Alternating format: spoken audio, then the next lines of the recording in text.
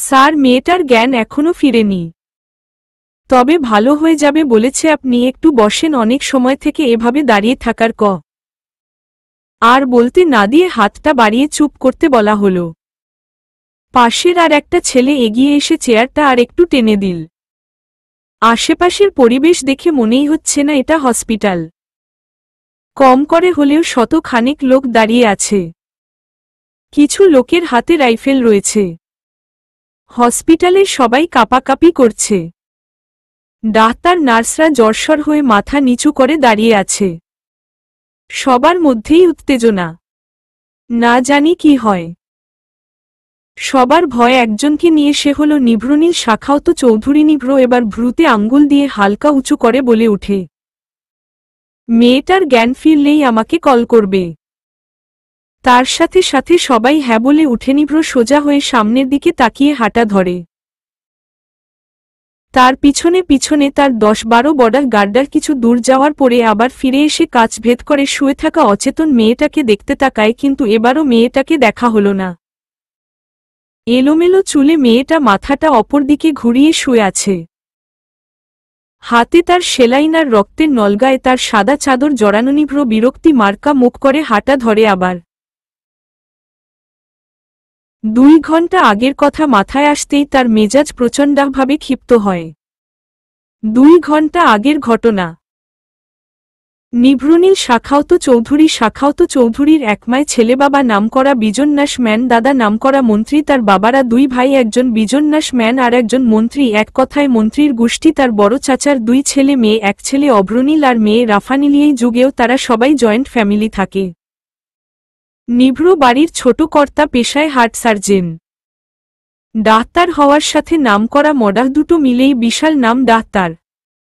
এত কম বয়সে এত নাম চোখে লাগার মতো। ছবির দুনিয়ায় পা দিতে চায় না বলে সে মুভি টুভি করে না, কিন্তু তুখর রাজনীতি করে, এটা তার ভালো লাগে। সবই ঠিকঠাক, কিন্তু জেদ, রাগ আর রগ চটা টাইপের স্বভাব। প্রচণ্ডাকম কথার মানুষ। একদম কথা বলে না বললেই হয়। সবাই তাকে ভদ্র বলেই জানে। বইয়ের মাঝে মুখ গুজে থাকা ছেলে সে, কিন্তু মারামারিতে ওস্তাদ। তবে এটা সে তেমন একটা করে না। যাদের উপর রাগ বেশি তাদের সাথে এমনটা করে। এই যেমন আজ তার বিরোধী দলের এক লোককে ক্যাম্পাসের মাঠে পিটিয়েছে। যদিও ও মারেনি, তার লোকেরাই মেরেছে। কিন্তু শেষ বাড়িটা নিজে দিবে বলে হকস্টিক নিয়ে চেয়ার ছেড়ে দাঁড়িয়ে পড়ে। সে যেই না সে বাড়িটা দেয়, সাথে সাথে কোথা থেকে এক মেয়ে এসে হাজির আর বাড়িটা মেয়েটার মাথায় লাগে। সাথে সাথে মেয়েটি সেন্সলেস হয়ে মাটিতে লুটিয়ে পড়েও দিও। এসব ব্যাপারে নিভ্র বেশি নাক গালয় না, কিন্তু তবুও সে মেয়েটিকে দেখতে যায়। কিন্তু এলোমেলো চুলের কারণে আর এক সাইডার রক্তের কারণে সে ভালোভাবে মেয়েটিকে দেখার আগেই কোলে তুলে হাঁটা দেয়। আগেই বুঝতে পারে ব্যথাটা ভালোই পেয়েছে মেয়েটা, তাই নিজের ভুলের জন্যে এর ভালো ট্রিটমেন্টের ব্যবস্থা করেছে। কিন্তু কেন যেন তার এক নজর মেয়েটাকে দেখার ইচ্ছে হয়, তাই সে আবার আসবে বলে ঠিক করে। টিপটিপ চোখে চারপাশে তাকিয়েই এক ভিন্নতা পরিবেশের সাথে আলাপ হয়। সাফার ভালোভাবে পর্যবেক্ষণ করে বুঝতে পারে সে হসপিটালে আছে। হাতে তার রক্তের নল আর এক হাতে সেলাইনের নল। ব্যাপারটা তার মোটেও পছন্দ হলো না। হঠাৎ কি মনে করে সে মাথায় হাত দিয়ে উঠে বসে সামনে তাকাতেই এক চিৎকার, আপনি ওই মাসকালা, আপনিই তো আমার মাথা ফাটিয়েছেন, তাই না? আপনার সাহস তো কম না? আপনাকে আমি জেলে দিবার, আমাকে হসপিটালে কেন আনা হয়েছে? হুমিয়ে এই আপনাদের আবার আমার কিডাহির দিকে লোভ নাই তো? হতে পারে আমার কিডাহি বিক্রি করে আইফোন কিনার ধান্দা আছে না? আল্লাহ বাঁচাওই, এগুলো খোল, আমি যাব। আর এই মাসকালা ভূত, আমি আপনার নামে কেস দিমু। আমার বাবা একজন উকিল, তাও নাম করা। সে এ পর্যন্ত একটা কেসও হারেনি। আমি আপনাকে জেলের ভাত খাওয়াবো। জানেন কত মোটা চালের ভাত হয় সেখানে? জানতে হবে, না গেলেই বুঝবেন। এসব সুইটুই খোলেন, ওই গরুর ডাক্তার এগুলো খোলেন, বাবাকে কল করেন, আমি বাসায় যাব। নিভ্র এত সময়ের বকবকানি শুনে এই মায় ম্যাগাজিন থেকে মুখ তুলে সামনে তাকায়। সে এক প্রকার বিরক্তি মুখেই তাকায়, কিন্তু মাস্কের কারণে তার মুখ দেখা যাচ্ছে না। নিভ্র সামনে তাকিয়ে একটু থমকে যায়।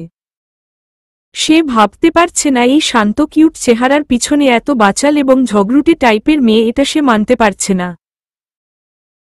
যেখানে তার নিজের মাই তার সাথে উঁচু গলায় কথা বলেন আর সেখানে এই মেয়ে অনায়াসে চিৎকার করে কথা বলছে। সাউন্ড অফ পলিউশন তার একদম পছন্দ না, তবুও সে এই মেয়েটাকে কিছু বলতে কেন পারছে না কে জানে। তার মোটেও একে কিছু বলতে ইচ্ছে করছে না। গোলগাল মুখের সাদা বিড়াল ছানার মতো মুখনীলাভ, চোখের আড়ালে রাগ রয়েছে, চোখা নাকের ডাহা লাল হয়ে আছে, ফুলা ফুলা গালের দুই পাশে লাল আভা রয়েছে। মাথার ব্যান্ডাজের উপর দিয়ে অবাধ্য চুলগুলো ক্রমশ উড়াউড়ি করছে আর মেয়েটা বিরক্তি নিয়ে কোমল হাতে তা সরিয়ে দিচ্ছে। মেয়েটাকে এভাবে স্ক্যানিং করে দেখার পর নিভ্র নিজের ভ্রুগুলো কিঞ্চিত উঁচু করে নিজের প্রতি বিরক্তি প্রকাশ করে। সে মোটেও এভাবে মেয়েদের দেখার ছেলে না। সাফা আবার চেঁচিয়ে মাথা ঝাঁকা দিয়ে উঠে। এই মাস্কওয়ালা, আমাকে নিজের মোবাইলটা দেন তো, বাবাকে কল করব। আপনারা যে আমার কিডাহির পিছনে লাগছেন এটা বাবাকে বলতে হবে না। চোর কতগুলি। এই মেয়ে পাগল নাকি? তুমি এত কথা কেন বলছো? আর জানো কার সামনে বসে আছো? স্যার রেগে গেলে সমস্যা আছে বুঝলে। জীবন নিয়ে টানাটানি হবে। পিএ আরিফ আমাকে প্রকাশ্যে হুমি ধমকি দিচ্ছে, আল্লাহ ভাবা যায়। কত ডাহারিং পার্সন আপনাকে! তো সবার আগে পুলিশের কেলানি খাওয়াবো মিস্টার ক্যাবলাকন্ত। নিভ্র এবার প্রচণ্ড বিরক্ত। এই মেয়ে কখন থেকে কিসব পাগলের মতো বলছে। সে তার পিএ আরিফকে ইশারায় ডাহার বলে উঠে। মেয়েটার বাবার নাম্বারে কল করার, ওর চিকিৎসার খরচ দিয়ে দেওগাড়ি বের করো, আমি যাব বলেই নিভ্র উঠে দাঁড়াতেই সাফা চিৎকার করে বলে উঠে, এই চোর পালাচ্ছেন কেন? দাঁড়ান বলছি, দাঁড়ান।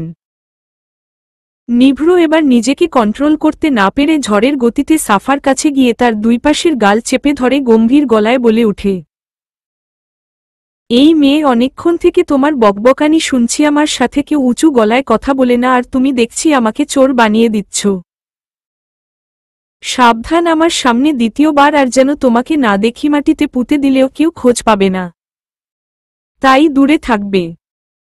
এক প্রকার ছুড়ে দিয়েই নিভ্র বেরিয়ে পড়ল আর তার সাথে তার দলবল। সাফা এখনো শোকড হয়ে বসে আছে।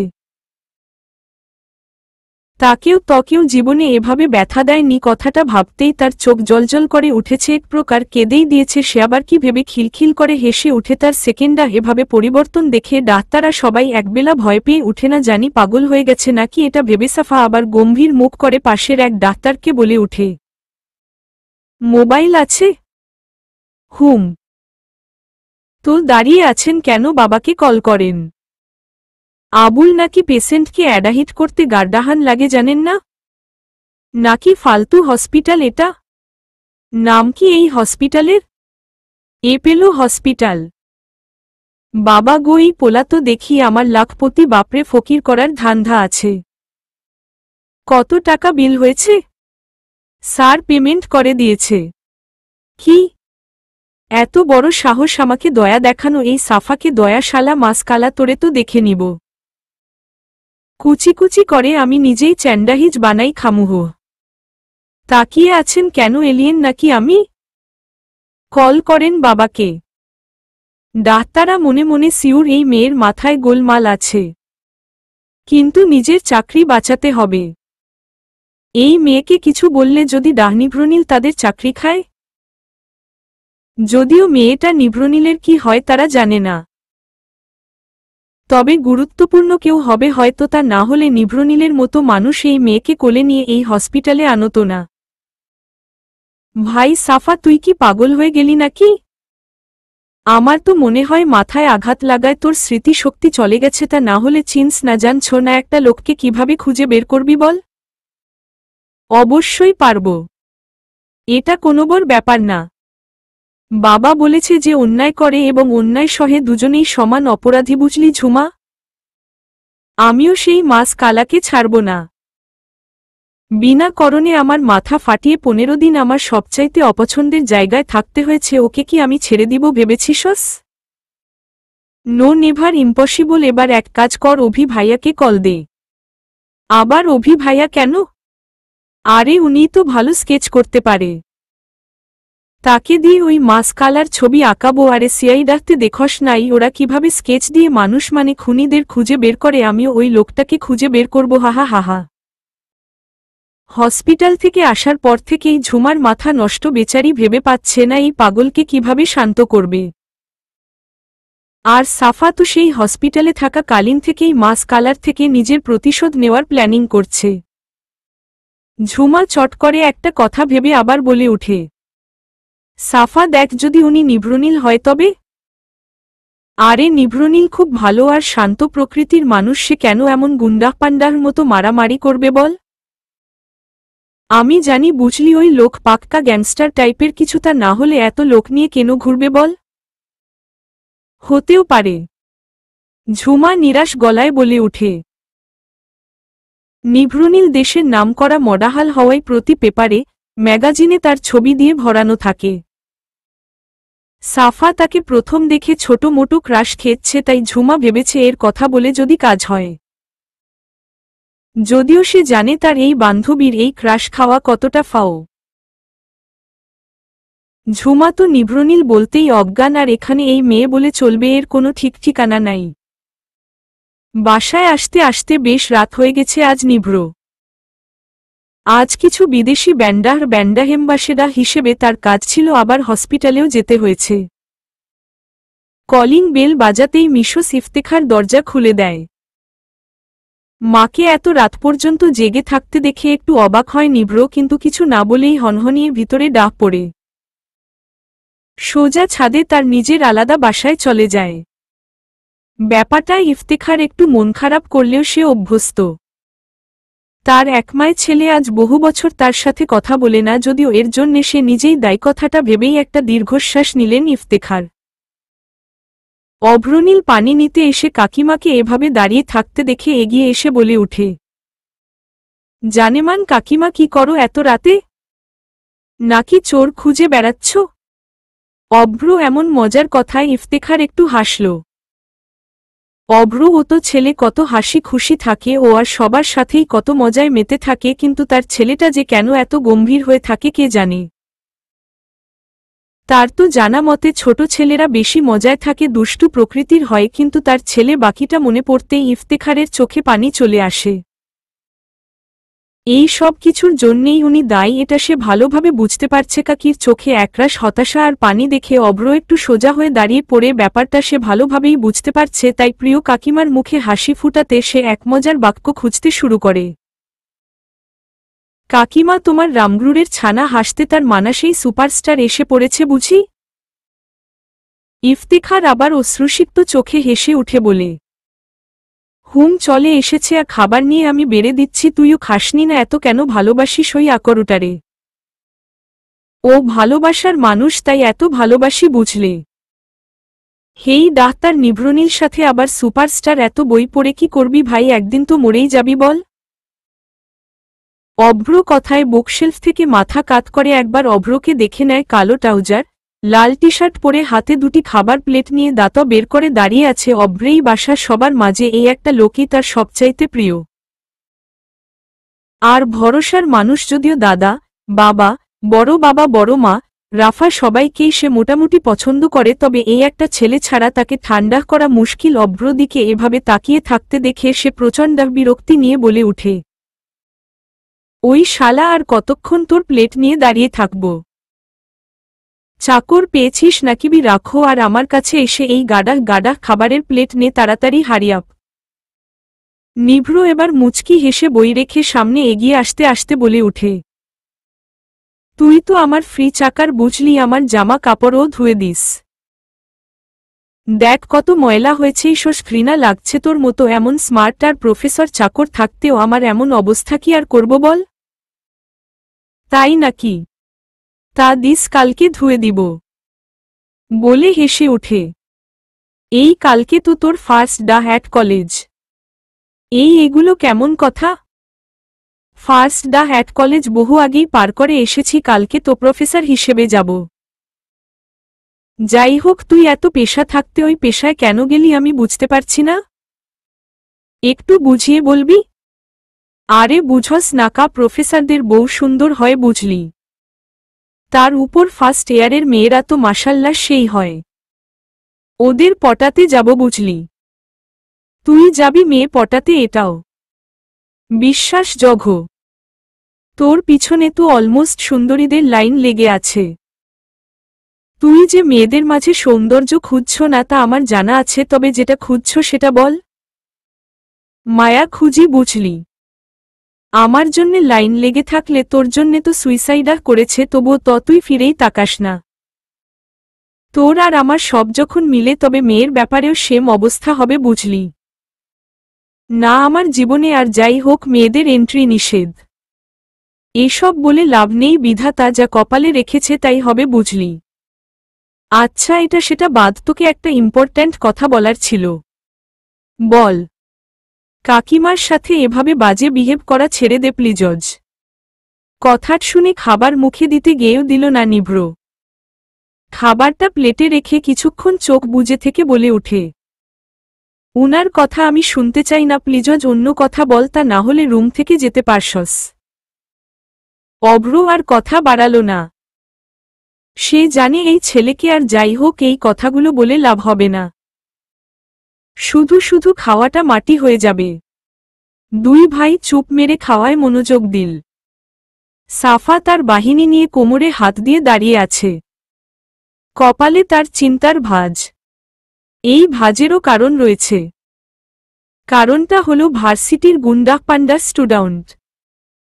এই গুন্ডা পান্ডার লিডার শাহিন নামের এক ছেলে ভার্সিটির প্রথম দিন থেকেই ছাফার পিছনে পড়ে আছে।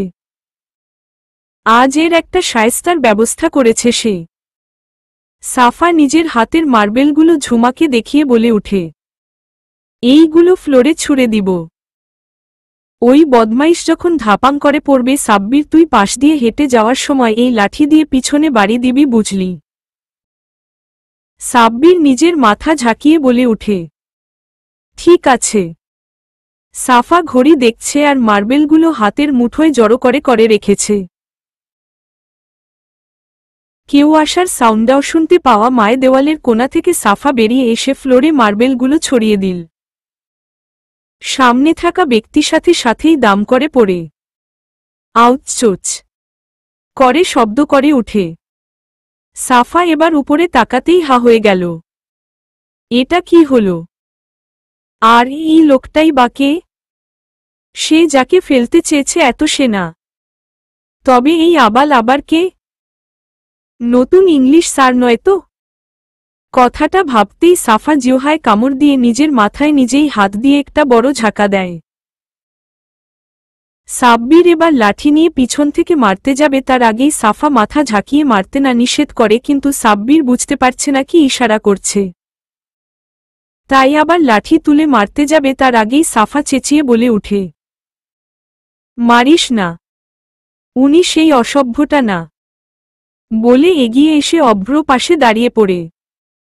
আজ প্রথম দিন ছিল ভার্সিটির ক্লাস নেওয়ার। প্রথম ক্লাস ছিল ফাইন আর্টের ফ্যাশন ডিজাইনিং ডিপার্টমেন্টের ইংলিশ ক্লাস। আর প্রথম দিনেই এমন ভয়াবহ একটা ঘটনা হবে অভ্র ভাবতেও পারেনি। কিভাবে ভাববে? এটা তো নার্সারির বা 1-2 ক্লাস না, এটা ভার্সিটির ক্লাস। আর ভার্সিটিতে তো বাচ্চারা পড়ে না যে এগুলো করবে। অভ্র নিজের কোমরে হাত দিয়ে এখনো চোখ বুজে আছে। কুল মেজাজের ছেলে হলেও একবার রাগ উঠলে নিজেকে ঠিক রাখতে পারে না সে। এখন তার রাগ উঠছে, তাও প্রচণ্ডভাবে। আজ যে এই কাজ করেছে তার কপালে খুব বড় ঝড় আছে। আজ যে কি হবে এটা ভেবেই অভ্র মাথা আরো খারাপ হয়ে যাচ্ছে। হঠাৎ একটা অনুশোচনা ভরা মিষ্টি কণ্ঠ কানে আসতেই অভ্র চোখ খুলে তাকিয়েই স্তব্ধ। তার 27 বছরের ক্যারিয়ারে এই প্রথম সে এত সুন্দর কাউকে দেখেছে। এত কিউট মেয়ে হয় নাকি? ফুলা ফুলা গালগুলো আরো ফুলিয়ে হাতটা বাড়িয়ে সাফা বলে উঠে, সরি। আসলে এমনটা হবে ভাবতে পারিনি। এটা আপনার জন্য ছিল না। কিন্তু আপনি হুট করে লাফিয়ে কোথা থেকে যে এলেন? সরি। আবার মাথা নিচু করে হাত বাড়িয়ে বলে উঠে। অভ্র তাকিয়ে আছে। আশ্চর্য মায় গড়া এ মেয়ে। সে নিজের চশমাটা পাশ থেকে তুলে দেখে তা এক সাইডাল ভেঙে গেছে, তবুও সেটা হাতে নিয়ে আর এক হাত বাড়িয়ে উঠে দাঁড়ায়। সাফার হাত ধরেই উঠে দাঁড়িয়েছে সে। অভ্র এবার কোমর হালকা ঝাঁকি দিয়েতেই সাফা নিজের হাত ছাড়িয়ে বলে উঠে, আল্লাহ, এত ভারী কেন আপনি? কি খান বলেন তো? হাত পুরাই ব্যথা হয়ে গেছে। অভ্র এবার পুরাই হা বলে, কি এই মেয়ে আমাকে ফেলে যে 12টা বাজিয়েছে সেদিকে তার খবরই নেই। এতক্ষণ এই মেয়েকে শান্ত মনে হয়েছে, কিন্তু এখন মনে হচ্ছে না ভয়ঙ্কর হবে এই মেয়ে। তাই সেও একটু টিচারের মতো ভাব নিয়ে বলে ওঠে, you know who am I? ESF যখন ইংলিশ ঠেলছেন, নিশ্চয়ই আমাদের নিউ ইংলিশ টিচার। স্যার, আপনাকে স্বাগতম। আর হ্যাঁ, এইটার কথা কাউকে বলবেন না। আপনি একটা পেইন কিলার খেয়ে নিবেন, আর কালকে এসে দাম বলে যাবেন কত আর হবে, 200 বা 300 টাকাই হবে, আমি বরং দিয়ে দিব কেমন? আর ভুলেও ক্লাসে পানিশমেন্ট দিয়ে এই ঘটনার শোধ নিবেন না প্লিজজ। এটা ভুল করে হয়ে গেছে। আমার আপনাকে এভাবে ফেলার ইচ্ছে ছিল না। আপনার নিয়তিতেই পড়াটা ছিল, এখন আর কি করার আছে? তবুও আমি কিন্তু সরি বলেছি, মাফ করে দিন। অভ্র চোখ বড় বড় হয়ে আছে, মুখের হা আরও প্রসারিত হয়ে গেছে।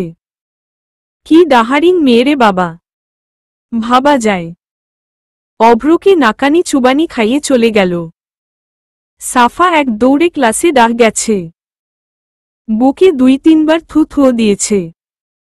ক্লাস চলাকালীন সাফার ভাবটা এমন যে সে অভ্রকে আগে কখনো দেখেইনি। অভ্র কোমরকে যে আধমরা করে দিয়েছে এটা তো তার কল্পনাতেও নেই। সাফার ভাব দেখে অভ্র আরও অবাক। হসপিটাল থেকে বাসায় এসেই নিভ্র শুনতে পায় অভ্র কোমরে ব্যথা পেয়েছে। তাই উপরে না উঠেই তার কাছে চলে যায়। কোমরে আইসব্যাগ দিয়ে উপুত হয়ে শুয়ে আছে অভ্র। শোয়া অবস্থায় থেকেই বলে উঠে, তা তুই চলে এসেছিস? দেখো না রে কোমর কি গেছে নাকি আছে? নিভ্র সাদা শার্টের হাতার ভাঁজটা আরও তুলতে তুলতে নিজের স্টেথোস্কোপটা টেবিলে রেখে এফরানটা খাটের একপাশে রেখে অভ্র পাশে এসে বসে পড়ে। ডাহান হাতটা অভ্র কোমরে রেখে একটু জোরেই চাপ দেয়। অভ্র প্রায় লাফিয়ে উঠে বসে পড়ে। নিভ্র নিজের শুষ্ক ঠোঁট জোড়া জিহ্বা দিয়ে ভিজিয়ে বলে উঠে, তোর কোমর জীবিত আছে। এবার বল, ব্যথা কিভাবে পেলি? অভ্র কপাট রাগ নিয়ে বলে উঠে, শালা, এত জোরে চাপ দেওয়ার কি ছিল? ওহ, ওই মেয়ে যতটুকু না ভেঙেছে তুই তার থেকেও বেশি ভেঙে দিলি।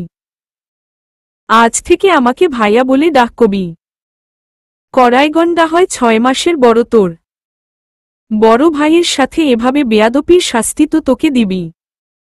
নিভ্র সব কথাকে উপেক্ষা করে চোখ বাঁকিয়ে একটু ঝুঁকে বলে উঠে, মেয়ে ভেঙেছে মানে? আরে আর বলিস না, আজ ভার্সিটির প্রথম দিনেই এক ভয়ঙ্কর মেয়ের সাথে দেখা। মার্বেল ছুঁড়ে ফেলে দিয়েছে আমাকে, একদম ধারাম করে। কি যে ব্যথা! তার উপর বলে কিনা সরি বলেছি তো। অদ্ভুত। নিভ্র কেন যেন হঠাৎ করেই হসপিটালে রেখে আসা সেই বকবক করা মেয়েটার কথা মনে পড়ে গেছে। সে না চাইতেন এমনটা কেন হলো এটা নিভ্র জানে না। নিজেকে একবার ঝাঁকিয়ে সে বলে উঠে, তুই কি মেয়েটাকে এমনি এমনি যেতে দিলি? তা না হলে আর কি করব? সরি বলার সাথে সাথে বলে দিয়েছে তাকে যাতে আর কোনো শাস্তি টাস্তি না দিই। আর কি করার? জানোস, ক্লাসে তার ভাব দেখে আমি নিজেই অবাক, তার ভাবখানা এমন, আমাকে চিনেই না। অথচ আমাকে ক্লাস শুরুর আগেই ফেলে চিৎপটাং করে দিয়েছিল। নিভ্র এবার বিরক্তি নিয়ে উঠতে উঠতে বলে উঠে, ওষুধ পাঠিয়ে দিব, রহমত চাচার হাতে খেয়ে ঘুমিয়ে যাস। আর এত বকবক কিভাবে পারস? আহোহ! অভ্র তো রেগে বলে উঠে, তুই রোবটের মতো থাকবি দেখে কি আমরাও থাকব নাকি? আর যা তুই, তার ডাহ মনে হয় আজ। কটা অপারেশন করেছিস? 2টা। যা ফ্রেশ হ, আমি খাবার নিয়ে আসি। এই না, তুই ঘুমা, আমি নিজেই খেয়ে নিব। আর মেয়েটাকে মাথা থেকে ঝাড়। বলেই নিভ্র রুম থেকে নিজের রাখা জিনিসগুলো তুলে রুম ত্যাগ করল। অভ্র বসে বসে ভাবছে এই ছেলের যে কি হবে। অস্ত একটা নিরামিষ। স্যার ওই মশফিকে পাওয়া গেছে, ঢাকা ইউনিভার্সিটিতে মাস্টার্স করছে। আপনি কি সেখানে আবার যাবেন? নিভ্র চেয়ার ঠেলে উঠে দাঁড়ায়। বেশ কিছু দিন আগেই এক হ্যাকার তার বাবার কোম্পানির গুরুত্বপূর্ণ কিছু তথ্য হ্যাক করেছে। এতে তার বাবার বেশ ক্ষতিই হয়েছে, যার কারণে সে তাকে হন্যের মতো খুঁজে বেড়াচ্ছে। আগের বার তার সাথে বেইমানি করে বিপক্ষ দলকে খবর দিত যে তাকেও ঢাকা বিশ্ববিদ্যালয়ের চত্বরে পাওয়া গেছে। নিভ্র মনে হচ্ছে সেখানে ভালো ছাদগুলো দিন দিন খারাপ হয়ে যাচ্ছে এই সব অপদার্থগুলোর জন্যে। মুখোশ পরে সেখানে লুকিয়ে থাকাই এদের কাজ। ছাদ কেউ কিছু বলবে না এটা জানে, তাই এই পদ্ধতির অ্যাপ্লাই করছে এরা। এদের একটা শিক্ষা তো দিতেই হয়। নিভ্র একটা বাঁকা হাসি দিয়ে বলে উঠে, অবশ্যই যাব, তবে অভ্র যাতে না জানে আমি সেখানে গিয়েছি, যেহেতু ও সেখানের প্রফেসর। I think you understand. Yes sir, বলে আরিফ বেরিয়ে গেল। নিভ্র নিজেকে রেডা করছে, মুখে মাস্ক, চোখে সানগ্লাস, হাতে গ্লাভস, কালো জ্যাকেট, পায়ে বুট পরে সেও বেরিয়ে পড়েছে গন্তব্য বিশ্ববিদ্যালয়ে। তার সাথে সাথে তার বিস্তর বডাগার্ডার টিমও বেরিয়ে পড়ল। সাফা রেডা হয়ে ভার্সিটিতে আসতেই সেই ছেলেটার সাথে দেখা যে তাকে বিরক্ত করে। সাফা প্রচণ্ডারাগ নিয়েই ভার্সিটিতে প্রবেশ করেছে। ছেলেটা পিছন পিছন কিছু দূর যাওয়ার পরে অভ্রকে দেখে সরে দাঁড়ায়। শত হোক স্যার মানুষ। সাফা হাঁটছে একটু অনমনেই হুট করে কেউ সামনে আসায় সে ডাউন পাশে সরে গেছে, তার সাথে সাথে ছেলেটাও ডাউন পাশে সরে গেছে। সাফা আবার বাম পাশ হতেই তারও সেম অবস্থা। সাফা এমনই রেগেছিল তার উপর এই লোকের কাজ দেখে সে আরও বিরক্ত, তাই রেগে তাকাতেই অভ্রকে দেখতে পায়। অভ্র একটু ভ্রুকুচকে তাকিয়ে আছে। সাফা বিরক্তি নিয়ে একটু জোরপূর্বক হাসি দিয়ে বলে উঠে, কি চাই স্যার? অভ্র অবাক। মেয়েটা স্যারকে জিজ্ঞেস করছে কি চাই। হোয়াট এ স্টুপিড টাইপের প্রশ্ন, যার সম্মুখীন এই পর্যন্ত সে হয়নি। আসলে কোনো মেয়েই তাকে এমন প্রশ্ন করেনি। সব সময় দেখলেই গায়ে পড়ে মেয়েরা, কিন্তু এত তাকে প্রশ্ন করছে। অভ্র নিজেকে সামলিয়ে বলে উঠে, কিছু না। তাহলে এমন ডাহান বাম করছেন কেন? তুমিও তো করছো। আরে স্যার, আপনি আগে করছিলেন, আমি না। তাও আবার সরি? আমার তো মনে হয় আমার জীবনটাই সরি বলতে বলতে শেষ হয়ে যাবে। আপনিই বলেন, আপনার সাথে দেখা হয়েছে 2 দিনে আমি কতবার সরি বলে ফেললাম। উপক ভালো লাগে না, বলেই পাশ কাটিয়ে হাঁটা দিল। অভ্র হা করে তাকিয়ে আছে। মেয়েটা অদ্ভুত, সবার থেকে আলাদা ব্যক্তিত্ব নিয়ে তৈরি। তার দেখা দুটি অদ্ভুত মানুষ হলো, এক নিভ্র আর একই মেয়ে। তবে দুজনের ব্যক্তিত্বই ভিন্ন। একজনে চুপচাপ স্বভাবের আর একজনের মনে হয় মুখ দিয়ে খই ফুটে। সামান্য আশপাশ নিয়েও সে একগাদা কথা বলে গেল। ব্যাপারটা ভাবতেই অভ্র হেসে দিল। আজ আর ক্লাস নিবে না। বাসা থেকে কল করা হয়েছে, তাকে নাকি আজ বাসায় থাকতে হবে। মাঠের বিশাল ময়দানে নিভ্র চেয়ারে বসে আছে আর তার সামনে হাঁটু গেড়ে বসে আছে মুশফিক। মুখ দিয়ে গড়গড় করে রক্ত পড়ছে তার। নিভ্র পায়ের উপর পা দিয়ে বসে বসে দেখছে সব। তার লোকেরা ইচ্ছামতো পিটিয়েছে মুশফিকে। রক্তে সারা শরীর একাকার অবস্থা। এ যেন এক ভয়ঙ্কর দৃশ্য। তবে তা নিভ্র কাছে মনে হচ্ছে না। সে নিজের মতো তাকিয়ে আছে। সাফা স্কেচ বানিয়ে ফেলেছে এবং সেটা সাথে নিয়ে নিয়ে ঘুরছে। ক্লাস শেষে বাহিরে আসতেই বিশাল ভিড় দেখল, তবে মাঠে না, তার আশেপাশে। সাফা বিস্মিত কণ্ঠে বলে ওঠে, ঝুমা দেখ, ভার্সিটির ক্যাম্পাসে মাহফিল হচ্ছে। ঝুমা চোখ বুলিয়ে দেখে বলে ওঠে, আরে আবাল, ওটা মাহফিল না, মারামারি হচ্ছে। সাফার চোখমুখ মুহূর্তে চকচক করে ওঠে। মারামারি, ঝগড়া, এগুলো তার দারুণ লাগে দেখতে। যদিও বাবা বলে এগুলো খারাপ। খারাপ তো খারাপ, তার কি, সে তো শুধু একটু দেখবে। কিন্তু বাবা এটা মানতে নারাজ, তাই সে বাবার প্রতি প্রচণ্ড বিরক্ত। এই সুযোগ হাতছাড়া করা যাবে না, তাই সে এগিয়ে গেল। তার পিছনে পিছনে ঝুমাও এই চেঁচিয়ে যেতে লাগল। কিছু দূর যাওয়ার পরেই ক্যাম্পাস খালি করার নির্দেশ দেওয়া হল। সবাই এক এক করে যান নিয়ে পালাচ্ছে। কিন্তু সাফা নিজের কৌতূহল নিয়ে আরও এগিয়ে যেতেই নিভ্রকে দেখেই তার মেজাজ বিগড়ে যায়। ব্যাগ থেকে স্কেচ বের করে একটু খুঁটিয়ে দেখে তা আবার ব্যাগে ঢুকিয়ে ঝুমাকে বলে ওঠে, পেয়ে গেছি রে ঝুমা, পেয়ে গেছি। সাব্বির কই শালারে ডাহ। ঝুমা অবাক হলেও বলে ওঠে, ওই তো সাব্বির। কেন? ওরে বল একটা স্টিক নিয়ে আসতে। কেন? ও এত প্রশ্ন করিস না তো, যা করতে বলেছি তাই কর। ঝুমা সাব্বিরকে বলে একটা স্টিক নিয়ে এল। আর সাফা ভিড় ঠেলে রাইফেল হাতের মানুষদের পিছনে ফেলে নিভ্রনীলের সামনে এসে দাঁড়িয়ে পড়ে। তাকে এভাবে ভিতরে ডাকতে দেখে প্রায় উপস্থিত সবার চোখ কোটর থেকে বেরিয়ে আসছে প্রায়। নিভ্রনীল আজও মাস্ক পরেছে। সাফার হাতে হকিস্টিক স্টিকটা সে এবার ক্রমাগত ঘুরাতে শুরু করে। রাগে তার মুখশ্রী লাল আভায় ফুটে উঠেছে। প্রচণ্ডাহ্লাদ নিয়ে সে তার হাতের স্টিকটা দিয়ে নিভ্রনীলের মাথায় আঘাত করে। নিভ্র নিজের জায়গা থেকে 2 পা পিছিয়ে পড়ে তার মাথাটা হালকা কাত হয়ে পড়ায় সানগ্লাসটি একটু ঝুঁকে পড়ে। বাড়ি দেওয়ার সাথে সাথে সাফার মাথায় 10-12টা রাইফেল অনায়াসে উঠে গেছে। সাফা একবার উপরের দিকে তাকিয়ে আবার নিভ্রের বরাবর মুখ করে তাকিয়ে থাকে। মা বলেছিল ভয়কে জয় করতে সাহস লাগে। রাতে ভূতের মুভি দেখে সে ভয় বাবা মায়ের মাঝে গুটিসুটি মেরে ঘুমানোর সময় মা বলতো, ভয় পেলে পিছনে তাকাতে নেই, তাহলে বিপক্ষ দল ফুটবল ভাবে। তাই সেও তাকাবে না। তাই নিভ্রের দিকে তাকিয়ে আছে। নিভ্রের মাথার এক সাইডার রক্তের গড়াগড়ি হচ্ছে।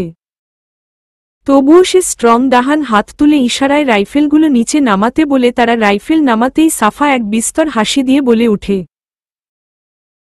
এবার হলো ইকল ট্রিট ফর ট্রেট। নিভ্রের হাত টেনে তাতে কিছু টাকা দিয়ে বলে উঠে, 10,000 আছে। এর বেশি আর লাগবে না, আপনি নিজের ট্রিটমেন্ট করিয়ে নিন। মিভিলেল্লোলনবাবা বলেছে অন্যায় যে করে এবং যে সহে সকলেই সমান অপরাধী, তাই আমি আপনার পাওনা দিয়ে নিজেকে অপরাধ মুক্ত করলাম। আমাকে মেরেছেন, এবার আমিও মেরেছি, শোধ বোধার হ্যাজ্জা এতই যখন নিজেকে শক্তিশালী মনে হয় তবে এই সব চেলাপেলা রাখার কি আছে বলেন তো? আমার তো মনে হয় আপনি নিজে কিছুই করতে পারেন না, শুধু এদের কে দিয়ে করান। আসল বীর সেই যে বর্ডারগার্ডার নিয়ে ঘুরে না, বুঝলেন? ফ্রিতে জ্ঞান দিলাম, কাজে লাগাতে পারেন, টাটা। কথাটা বলে স্টিকটা ফেলে দিয়ে নিজের গায়ের উড়োনাটা উড়িয়ে দিতেই নিভ্রের চোখে মুখে রেশম পালকের মতো তা আছড়ে পড়ে। ঝাপসা চোখে নিভ্র সাফার দাঁত কেলানো হাসিই দেখতে পেল। তারপরই সাফা ভিড় ডাহলে আবার চলে গেল। এত লোকের ভিড় থেকে বেরিয়ে এসে এক স্বস্তির নিঃশ্বাস নিল। তারপর এক হাসি হাসল। মনটা কেমন নেচে নেচে উঠছে, ফুরফুরে মেজাজের লাগছে তাকে। মনে মনে ঠিক করেছে ঝুম, মুক্তা, শিরিন, সাব্বির আর অভি ভাইয়াকে ট্রিট দিবে। নিভ্র এখনো দাঁড়িয়ে আছে।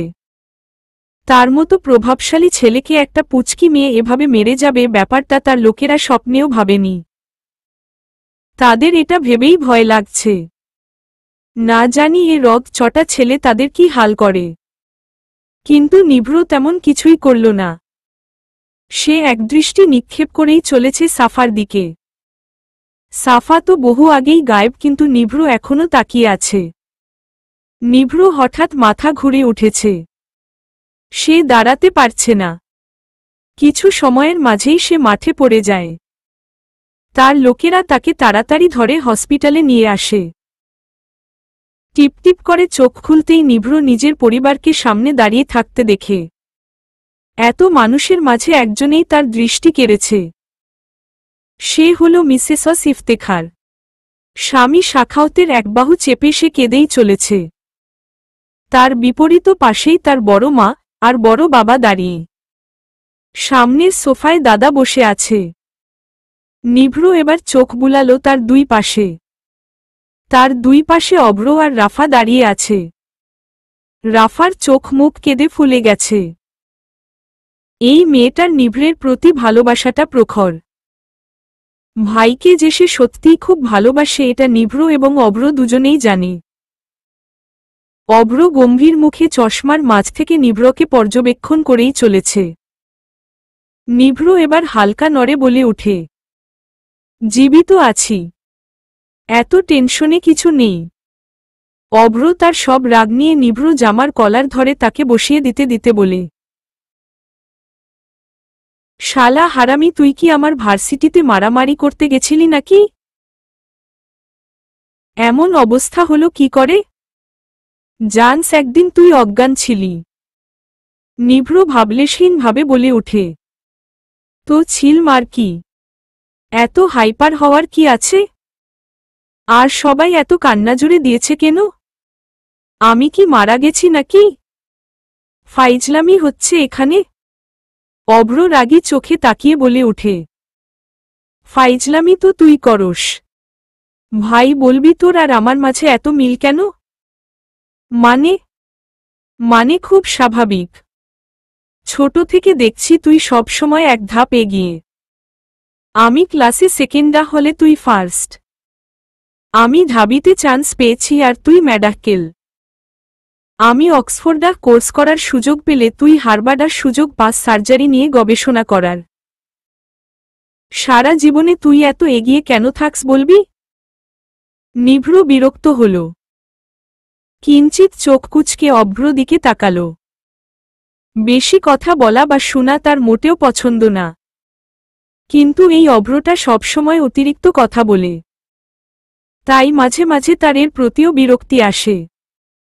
অভ্র নিভ্রকে এভাবে তাকাতে দেখে আবার বলে ওঠে, আরে ভাই, এভাবে তাকাচ্ছিস কেন? আমি সত্যি কথাই বলছি। বিশ্বাস হচ্ছে না? দেখ, কাল আমি কোমরকে আধমরা করে বিছানায় শুয়েছি আর আজ তুই মাথা ফাটিয়ে হসপিটালের বেডার লেপটে গেলি। আজব না? আচ্ছা, আমাকে তো মেয়ে ফেলেছে, তোকে কে এভাবে মেরেছে বলবি? মানে দ্য মোস্ট ফেমাস মডাহলকে কে এভাবে মারার সাহস পেয়েছে বলবি? তার চাইতে বড় কথা, তোর মতো ডাহনজারাস রাজনীতিবিদ যার কাছে মন্ত্রীরা অ্যাপয়েন্টমেন্ট নিয়ে কথা বলতে হয়, যার আগে পিছে 16-17টা গার্ডার থাকে, তাকে কিভাবে কে মেরে গেল বলতো? তবে ভাই, সে যেই হক, বিশাল কলিজার অধিকারী। অভ্র কথা শুনেই নিভ্র সাফার কথা মনে পড়ে গেছে। সাথে সাথে তার চোয়াল শক্ত হয়ে এল, চোখ লাল হয়ে এল। হাত মুষ্টি বদ্ধ করতেই স্যালাইনের নলে রক্ত উঠে গেল, যা মুহূর্তেই অভ্র চোখে পড়ে গেল। সাথে সাথে ডাক্তার বলে চেঁচিয়ে উঠল। নিভ্র রেগে আছে, এটা বেশ ভালো করে বুঝতে পারছে অভ্র। নিভ্র দাদা মাহবুবুল এগিয়ে এল আর বলে উঠে, নিভ্র দাদুভাই, এমন করছো কেন? কে তোমাকে মেরেছে আমাকে বল, আমি তাকে প্রচণ্ডাশাস্তি দিব, দরকার হলে মেরে পুঁতে দিব। তবুও শান্ত হও, কাউকে কিছু করতে হবে না। এখন সবাই বাইরে যাও, আমি একা থাকতে চাই। Just leave me alone. নিভ্র চিৎকারে হসপিটালের সবাই একবেলা কেঁপে ওঠে। মুহূর্তেই রুম ফাঁকা হয়ে গেছে। নিভ্র চোখ বন্ধ করতেই সাফার উড়না দুলানো হাসির ছবি ভেসে উঠেছে। সাথে সাথে সে ঠাসস করে চোখ খুলে তাকায়। একটা জোরে শ্বাস নেয় সে। সাফা সোফার উপরে পাগল করে বসে আছে। তার এক হাত গালে, ঠোঁট উল্টে সে চিন্তায় মগ্ন। তার মাথায় একটা কথাই ঘুরছে, সে যাকে মেরে এসেছে সে কেমন আছে? এভাবে মারা কি ঠিক হয়েছে? আচ্ছা, লোকটা যদি মারা যায় তবে কি হবে? কথাটা ভাবতেই সাফার মাথা ঘুরতে শুরু করে। সবাইকে যতটা সাহস দেখায় ততটা সাহসী সাফা না। দরজায় বেল পড়ে। সাফা মৃদু হেঁটে দরজা খুলে দেখে তার বাবা দাঁড়িয়ে। শারিক ভিতরে ডাকতে ডাকতে বলে ওঠে, আম্মাজানের কি মন খারাপ? সাফা চকিতেই তাকাল। তার ধারণা ছিল না বাবা এগুলো বুঝে যাবে। যদিও তার মন খারাপ হলে তিনি চট করে ধরে ফেলে, তবু এটাও ধরে ফেলবে ভাবতে পারেনি। সাফা সহজ হওয়ার ভঙ্গিতে বলে ওঠে, না তো বাবা, চলো তোমার এই কালো অ্যাফ্রনটা খুলে দিই। শারিক মেয়ের দিকে কিছুক্ষণ তাকাল। তারপর মেয়ের কাছে দাঁড়াতেই সাফা বাবার কালো জামাটা খুলে দিল। সাফার পরিবার খুবই ছোট। মা ছিল, এখন নেই। এক দুর্ঘটনায় সাফা নিজের প্রাণপ্রিয় মাকে হারিয়েছে। এখন বাসায় বাবা আর সে থাকে। বুয়া এসে কাজ করে দিয়ে যায়। সাফা রান্নায় একদম ঢ্যাঁড়স। বাবা মেয়ের ছোট পরিবার তাদের। ডাইনিং টেবিলে সাফা পাগুলো চেয়ারে গুটে বসে আছে। ফ্লেটে খাবার নাড়াচাড়া করছে। তা দেখে শারিক বলে ওঠে, আম্মার কি হলো বলতো? খাবার নাড়ছ কেন? মন খারাপ নাকি? আচ্ছা বাবা, কেউ অন্যায়ভাবে আমাকে মারলে আমার কি করা উচিত? মেয়ের এমন কথায় শারিক অবাক হল। অবাক হয়েই বলে ওঠে, তোমাকে কেউ মেরেছে আম্মা? ওই দিনের ব্যথাটা তুমি পড়ে গিয়ে পাওনি? সাফা মনে মনে নিজেকে একটা বকা দিল। তার বুঝা উচিত ছিল বাবা উকিল, আর এই উকিল মানুষগুলো ক্যাডা পাঠাকের মতো হয়। সামান্য ক্লু থেকে সম্পূর্ণ কেস সলভ করে ফেলাই এদের ধর্ম। তবুও সাফা কথা ঘুরিয়ে বলে ওঠে, আরে বাবা, আমি এমনই বলছি। তুমি বলবে কিনা বলো? বলবো। অন্যায় যে করে এবং সহে দুজনেই সমান অপরাধী। তবে হ্যাঁ, অন্যায়কারী যদি অন্যায়টা ইচ্ছে করে করে তবে। এবার খাও। সাফা মনে মনে খুশি হল। তার ধারণা নিভ্রু ইচ্ছে করেই তাকে মেরেছে। সাফা রিকশা থেকে নেমে একটু ঢুলে ঢুলে হাঁটছে। ভার্সিটির গেটের সামনে আসতেই সে ভার্সিটির সামনের বড় কৃষ্ণচূড়া গাছের দিকে হাঁ করে তাকিয়ে আছে। তাকে দেখে মনে হচ্ছে সে ফুল গুনছে। অভ্র গাড়ি পার্ক করে এসেই দেখে সাফা উপরের দিকে তাকিয়ে আছে। তাই সে একটু এগিয়ে এলো। গলা হালকা কেশে সাফাকে এলার্ট করার চেষ্টা করছে। কিন্তু সাফা তো সাফাই, এখনো হাঁ করে তাকিয়ে আছে। উল্টো বিরক্তি নিয়ে সে বলে ওঠে, এই যেই হন কাশি দেওয়ার হলে দূরে গিয়ে দেন। কানের কাছে খেক খেক করছেন কেন? অভ্র এবার বলে ওঠে, তা কয়টা ফুল ধরেছে? সাফা আনমনেই বলে ওঠে, আরে আর বলিয়েন না, এত এত ফুল কি আর গণা যায়? না তো, আমি তো শুধু দেখছি। কি সুন্দর ফুল না? হুম। সাফা এবার পাশ ফিরেই একটু অবাক হয়ে তাকায়। অভ্রকে খুঁটিয়ে দেখে বলে ওঠে, আপনি এখানে? কেন আসা যায় না বুঝি? আরে সেটা বড় কথা না। আপনি আমার পাশে দাঁড়িয়ে আছেন, এটা বড় কথা। যাই হোক, পেইন কিলারের দাম কত? অভ্র অবাক চোখে তাকাল। এই মেয়ের মনে আছে ওই দিনের কথা? সে নিজেই তো ভুলে গেছে। অভ্র নিজেকে সামলিয়ে বলে ওঠে, তোমার মনে আছে? মনে থাকবে না মানে কি? হুম। আপনি কি আমাকে ওই সব ঠকবাজদের মতো মনে করেন নাকি? আল্লাহ মাইরা হালান। শেষে কিনা সাফার কপালে ঠকবাজের থাপ্পা লাগল। ছি ছি ছি, আল্লাহ বাঁচাও। স্যার, আপনি কি করে আমাকে এত খারাপ ভাবতে পারলেন বলেন? কি করে?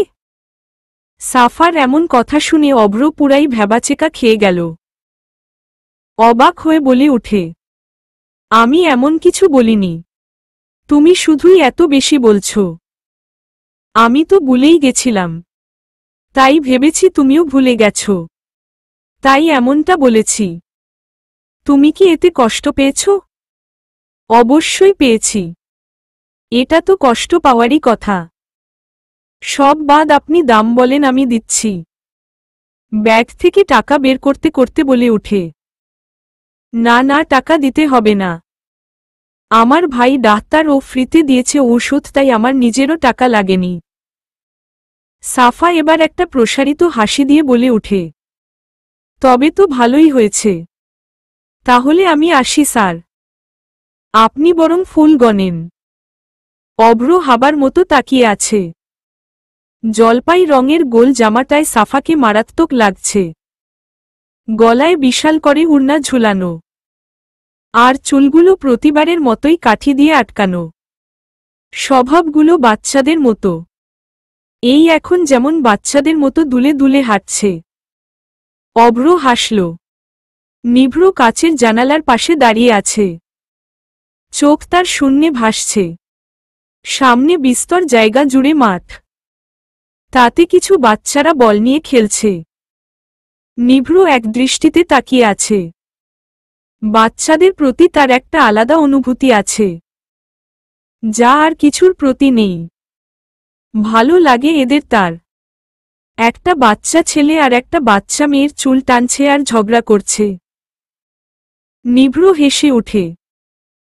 তাকে হাসতে দেখে নার্স প্রচণ্ডভাবে অবাক হয়। তার 3 বছরের নার্সিং পেশায় আজ প্রথম সে নিভ্রনীলকে হাসতে দেখেছে। অল্প বয়স হওয়ায় সেও এই নিভ্র প্রেমে পড়া একজন। কিন্তু ভয় কখনো সামনে আসা হয় না। আসলেই হাত পা কাঁপে, এটা শুধু তার না, সকলেরই হয়। তবে কাছ থেকে দেখার সুযোগ তার আজই হয়েছে, তাও নিভ্র অসুস্থ হওয়ায়। নার্সকে এভাবে তাকিয়ে থাকতে দেখে নিভ্র ভ্রুকুচকে তাকাল। সাথে সাথে নার্স রুম ত্যাগ করল। ভয়ে তার কলিজা শুকিয়ে গেছে।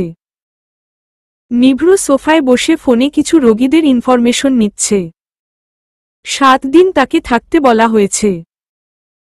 নিভ্রনীলকে একটা মেয়ে 7 দিন হসপিটালে থাকার ব্যবস্থা করেছে ভাবতেই নিভ্র হতভম্ব হয়ে কিছুক্ষণ চুপ করেছিল। মেয়েটা সাধারণ না, এটা তার বুঝা হয়ে গেছে। হয়তো ভীতুও না। প্রচণ্ডার সাহস তার, তা না হলে নিভ্রনীলের সামনে দাঁড়াতে পারত না। লাইব্রেরির টেবিলে বই বিছিয়ে ঘুমাচ্ছে সাফা। আজ সে প্রচণ্ডা ক্লান্ত। ইংলিশ পড়তে আসলেই তার ক্লান্তি 2-3 ডিগ্রি হাই হয়ে যায়। তার ধারণা ইংলিশের মতো ভয়ঙ্কর সাবজেক্ট পৃথিবীতে দ্বিতীয়টা আর নেই। এই ইংলিশ যে আবিষ্কার করেছে তাকে পেলে খুন করে জেলের ভাত খেতেও সে রাজি। কিন্তু শালা মনে হয় আরও আগেই মরে ভূত হয়ে গেছে। রেখে গেছে তার ভূত্রে অস্তিত্ব ইংলিশ। অভ্র কিছু বই নিতে লাইব্রেরি এসেছে। এখন ভার্সিটি ছুটি হয়ে গেছে। লাইব্রেরি কেউ নেই ভেবেই সে এসেছে। তা না হলে মেয়েরা তাকে দেখলেই গায়ে পড়ে সার সার করে। প্রচণ্ডার বিরক্তি নিয়ে তখন সে চশমাটা উঠানামা করাই। আর কিছু বলতেও পারে না সে। লাইব্রেরি বই খুঁজতে শুরু করে।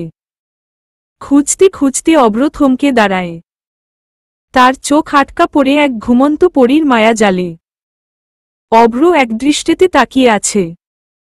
সাফা টেবিলে হাত গুজে তার উপর মাথা রেখে ঘুমিয়ে আছে। সামনের কিছু অগোছালো চুল এসে তার মুখের উপর আছড়ে পড়ছে। মাঝে মাঝে সে বিরক্তি নিয়ে চোখ কচলাচ্ছে।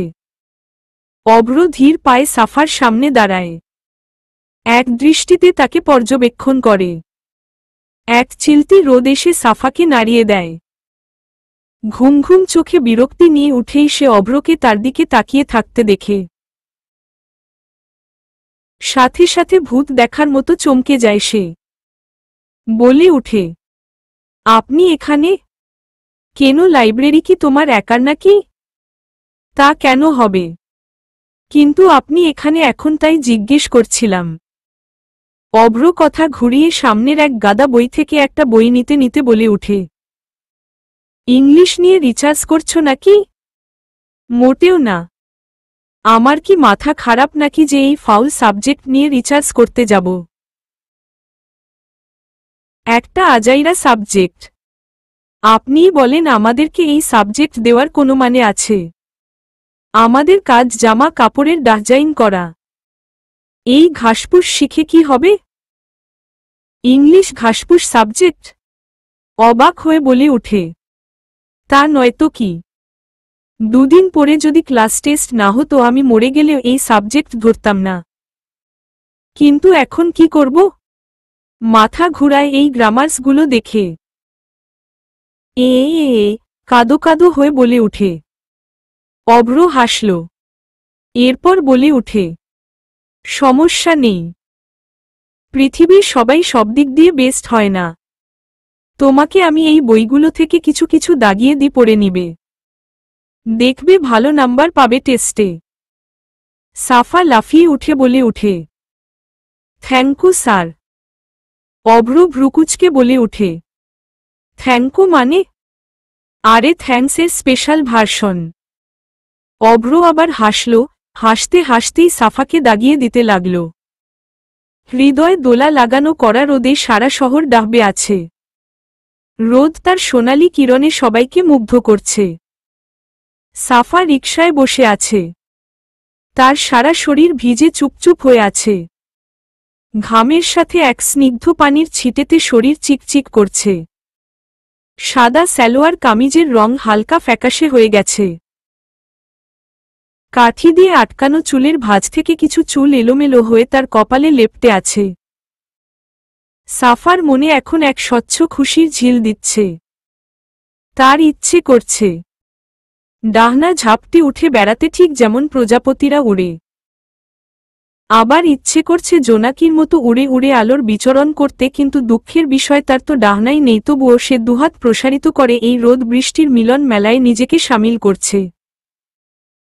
ছোটবেলায় তার মা বলতো রোদ বৃষ্টি একসাথে হলেই শিয়াল মামার বিয়ে হয়। তবে কি আজ শিয়াল মামার বিয়ে?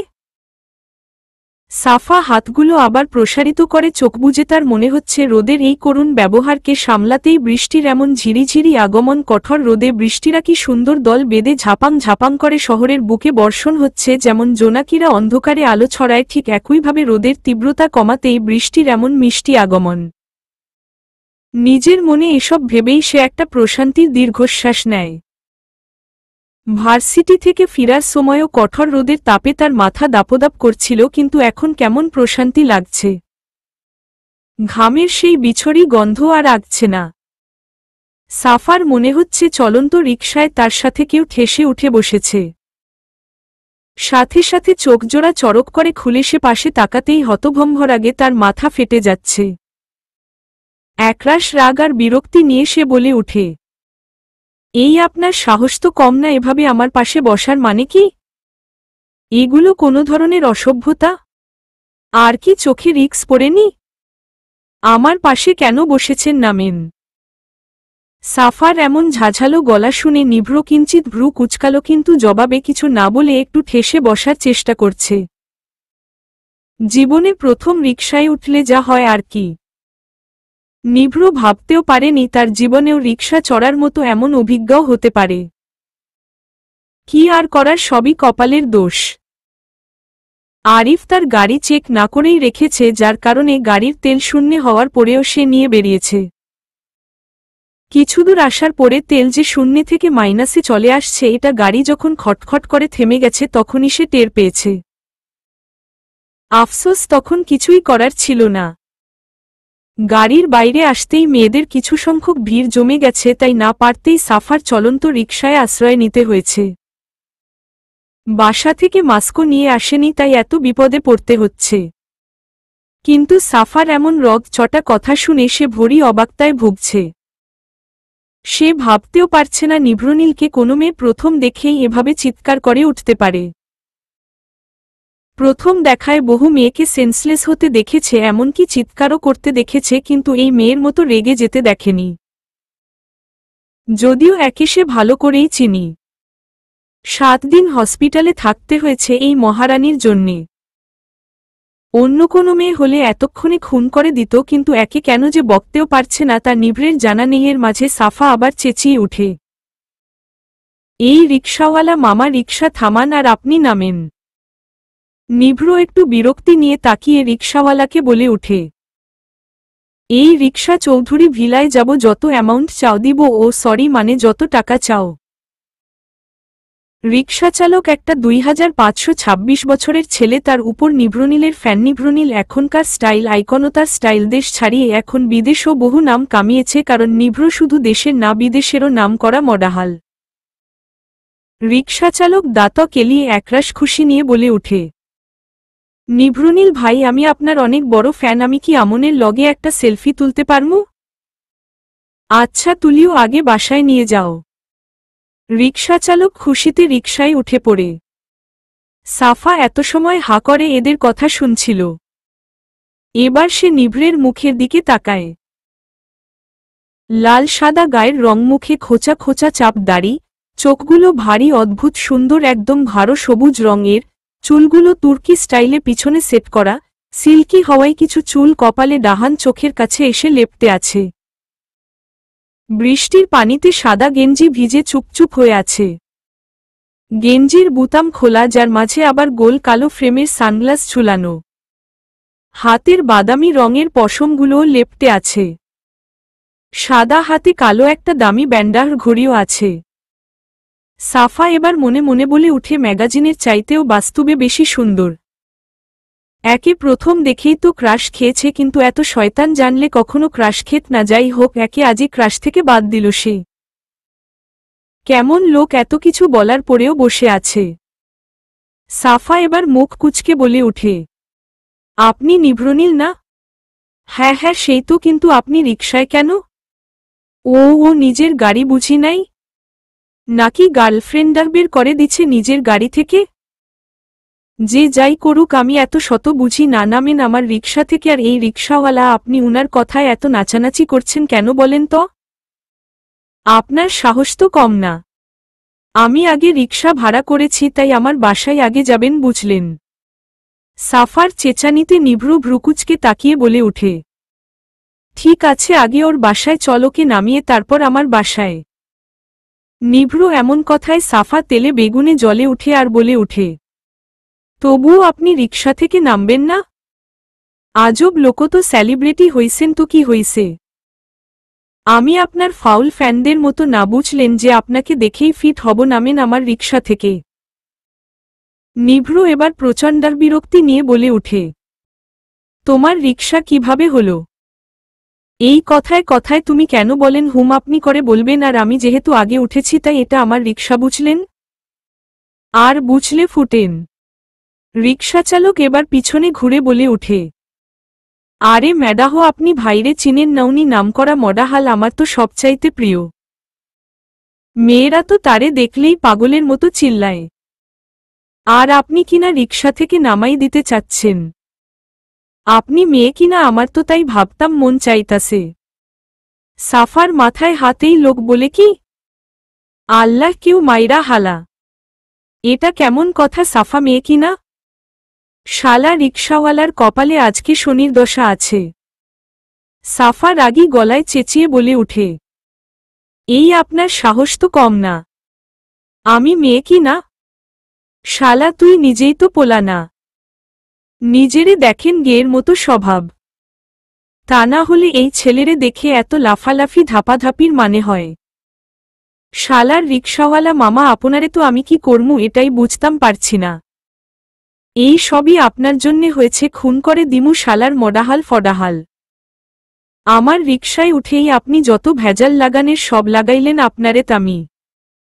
সাফা বলতে বলতেই নিভ্রের বাম হাতের বাহুতে ইচ্ছামতো কিল দিয়েই চলেছে।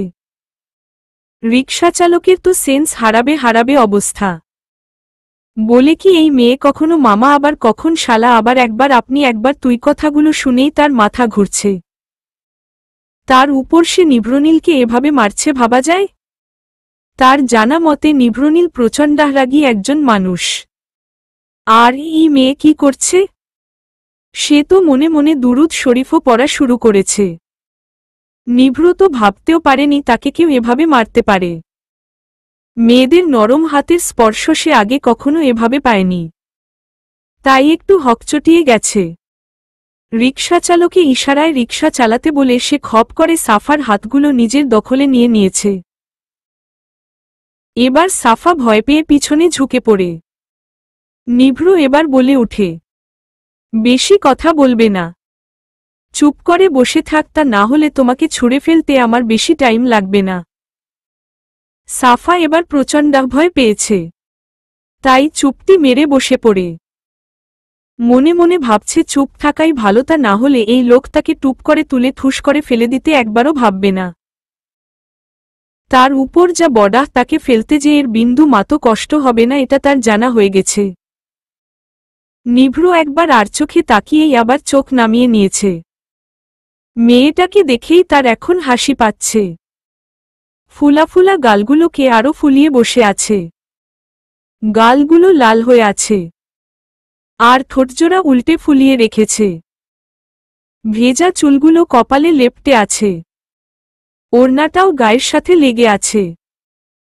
নিভ্র আবার সাফার উপর ঝুঁকে পড়তেই সে ভয়ে সিটের সাথে হেলান দিয়ে চোখ বুজে হাতগুলো মুষ্টিবদ্ধ করে ওড়না খামছে আছে।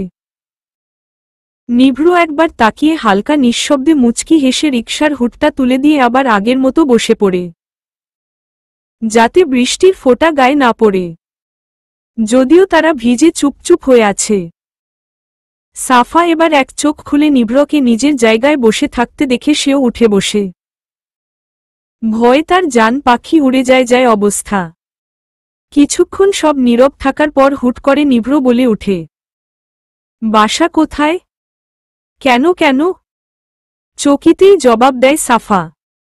আস্তে বলা যায় না? এত জোরে চিৎকার করে বলার মানে হয় কানে হাত দিয়ে বলে উঠে, আস্তেই তো বললাম। আপনি কিন্তু কথায় কথায় আমায় অপমান করেন। করুণ সুরে বলে, এই তুমি কি প্রতি কথায় ঝগড়া করার মিশন নিয়ে নামো নাকি? I just hate sound of pollution, আর তুমি অল টাইম ঝগড়া, চিৎকার, রাবিশ। হোয়াট? আপনার এত বড় সাহস টুকটুককে অপমান? এই অপমানের প্রতিশোধ টুকটুক নিয়েই ছাড়বে হুম। এত হাইপার হয়ে কথা বলা ছাড়া তোমার আর কোনো কাজ নেই না? আশ্চর্যজনক মেয়ে। ওয়েট, তোমার নাম তো সাফা টাইপের কিছু, তো এই টুকটুক আবার কে? ভ্রু কুচকে নিভ্র সাফার দিকে তাকিয়ে বলে উঠে, ও ওটা তো আম্মু আদর করে আমাকে টুকটুক ডাক, তাই মাঝে মাঝে মুখ দিয়ে বের হয়ে যায়। আমার আসল নাম তো সাফরিনা সাফা। সুন্দর না নামটা? সবাই বলে আমার মতোই কিউট, হিহি ভাব নিয়ে বলে উঠে। কিউট? আর তুমি? ও হ বলে একটা দীর্ঘশ্বাস নিল, আর মনে মনে বলে উঠে, ঝুগরুটে মেয়ে একটা। সাফা তো রেগে আগুন, তাকে বারবার অপমান করে এই লোক। সাফা আবার ঝাঝালো গলায় আঙুল তুলে চোখ ছোট ছোট করে বলে উঠে, আবার অপমান? এই আপনি এমন কেন? আপনাকে তামিমেট, আপনি আমার নাম কিভাবে জানলেন? ভ্রুকুচকে বলে উঠে সাফা। নিভ্র একটু ভরকে গেল। মনে মনে ভাবছে এই মেয়ে যদি জানে সেই মাসকালা, তাহলে নিশ্চিত আবার বাড়িটারি দিবে। এমনই সে প্রবলেমে আছে, এই মেয়ে যদি আরও প্রবলেম ক্রিয়েট করে তবে তার অবস্থা খারাপ হয়ে যাবে। সে কথা ঘুরিয়ে বলে উঠে, তুমি তো বলেছ। আর তুমি আমাকে কি করবে এটা তো আমি জানি না, কিন্তু তুমি চুপ না করলে তোমাকে যে আমি রিকশা থেকে ফেলে দিব এটা আমার জানা আছে। এবার বুঝে থাকলে চুপ কর, আর বলো বাসা কোথায়? রিকশা আগে তোমাকে তোমার বাসায় নামিয়ে দিবে, তা না হলে তুমি যে কি করবে আমি জানি না। আল্লাহ আমাকে এত ধৈর্য কিভাবে দিচ্ছে, আই ডাহিন্ট নো। সাফা কিছু বলতে গিয়েও আর বলল না। আবুলের মতো মুখের ভিতরেই বিড়বিড় করে বলে উঠে, আমি বলেছি। তারপর আবার চুপ করে গেল। এই লোকের বিশ্বাস নেই তাকে যদি ফেলে দেয়। না থাক, চুপ থাকাই বেটার। কিছুক্ষণ পরে বলে উঠে, এই দাঁড়ান, এই বাড়িটাই আমার। রিকশাচালক রিকশা থামাতেই সাফা নেমে পড়ে, তারপর রিকশাচালকে জিজ্ঞেস করে, ভাড়া কত? 55 টাকা। 55 টাকা? 50 থেকে 55তে চলে গেলেন? আপনার সাথে কথা বলাই বেকার। নেহাত আমি ভালো মেয়ে, তাই রিকশাওয়ালাদের সাথে বার্গারিং করি না। তা না হলে আপনার কপালে শনি ছিলফাউল লোক একটা। সাফার কথায় নিভ্রের মুখ হা হয়ে গেছে। 5 টাকার জন্যেও এই মেয়ে লেকচার দিয়ে দিল। আল্লাহ! নিভ্রু বলে উঠে, তোমাকে ভাড়া দিতে হবে না, আমি দিয়ে দিব। এই ছেলে চল। সাফা লাফিয়ে বলে উঠে, চল মানে কি? আমি কি ফকির নাকি যে আপনি আমার ভাড়া দিবেন? না, কখন না, এটা হতেই পারে না। আপনি আমাকে ফকির মনে করেন নাকি? সব সময় অপমানের ধান্ধা। এই যে বাড়িটা ছোট হলেও নিজেদের বুঝলেন। আমার বাবাও আল্লাহর রহমতে ভালোই ইনকাম করে, আর আমিও প্রাইভেট পড়াই, নিজের হাত খরচ নিজেই চালাই। আমি আত্মনির্ভরশীল মেয়ে, বুঝলেন? তাই ডাহিন্ট আন্ডারএস্টিমেট মিউকে। এই নেন 60 টাকা আছে। ভাঙ্গতি নেই আপা। তাইলে ভাঙতি কই পামু? আপনার কাছে আছে। নিভ্রকে ইশারা করে। আমার কাছে টাকা থাকে না, কার্ডা আছে। তাইলে আপনি যে রিকশায় উঠলেন, এর ভাড়া কিভাবে দিবেন? কৌতূহলী হয়ে বলে উঠে সাফা। বাসায় গিয়ে ম্যানেজ করা যাবে। আচ্ছা রিকশাওয়ালা মামা, সবটাই আপনি রেখে দেন। রিকশাওয়ালা এবার আর এক নাসর বান্ধ হয়ে উঠল। সে কিছুতেই 5 টাকা বেশি নিবে না। শুরু হলো সাফা আর রিকশাওয়ালার তুমুল ঝগড়া। আর এইদিকে নিভ্র মাথা খারাপ। একেত জীবনে প্রথম রিকশায় উঠেছে, তার উপর আবার এত বকবক শুনেছে, আর এখন আবার ঝগড়া। নিভ্র রেগে সাফার হাত থেকে থাবা মেরে টাকাগুলো নিয়ে বলে উঠে, 50 টাকাই দেও তুমি, বাকি 5 টাকা না হয় আমি দিয়ে দিলাম। আর তুমি? রিকশাওয়ালাকে উদ্দেশ্য করে বলে উঠে, চালাও তো। সাফার হাতে বাকি 10 টাকা ধরিয়ে দিয়ে দ্রুত রিকশাওয়ালা রিকশা চালানো শুরু করে। সাফা তো এখন হা করে আছে। মুহূর্তে চেঁচিয়ে বলে উঠে, সাফা কারো ঋণ রাখে না, আপনারটাও শোধ করে দিব যদি কখনো দেখা হয়। মিমদাহাল ফডাহল মনে রাখবেন, 5টা পাবেন। নিভ্রু মনের অজান্তেই একবার পিছনে তাকিয়ে সাফার ঠোঁট উল্টে দাঁড়িয়ে থাকা দেখে হেসে ওঠে। তবে সব হাসির মতোই তার এই হাসিও শব্দবিহীন। চলবে।